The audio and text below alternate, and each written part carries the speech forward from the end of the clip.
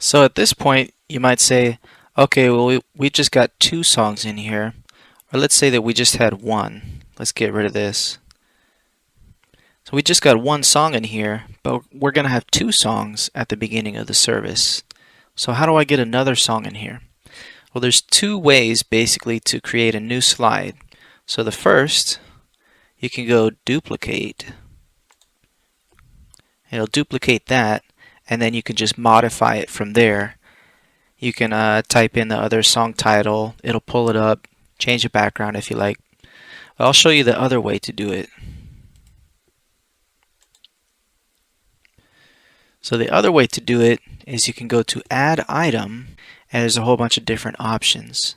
But since we want to put in another song, let's click on song here, and then it pops in a blank song for us. And then it went down a little bit low. I want it next to this one, so we'll just click and drag that up. And then it's in the place that we want it. So I'll click here and rename it. Let's say that we're going to do the song Your Love Never Fails.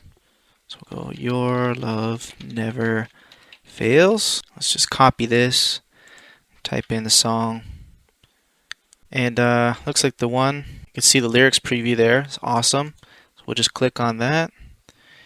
Add in a background, browse media. Okay, let's just look through song stuff. And it's winter time at the moment, so this looks kind of like a wintry theme. So let's go with that. Apply as background.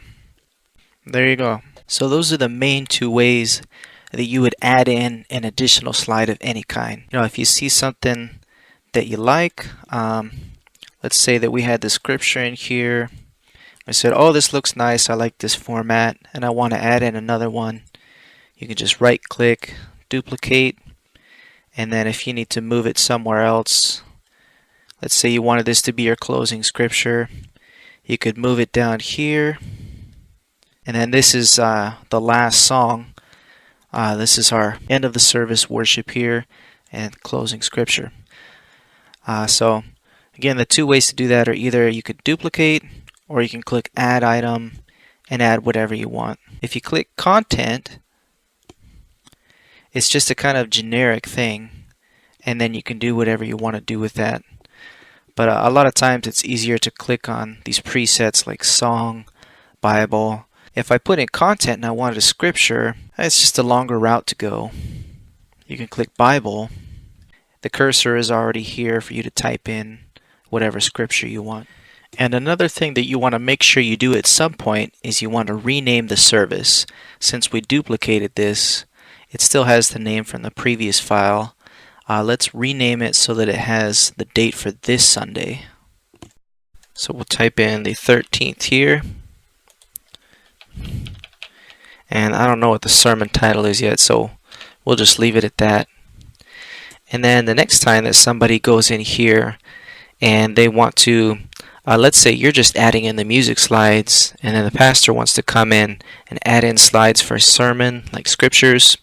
So what they would do is they would go to File, Open, and then they would see right here, 113, it's already in there. So they would click on that and start editing that. So likewise, if somebody has already created the presentation, the proclaim file for a date, you wouldn't want to create a new one. You would want to work on the one that somebody's already created because it's already been started.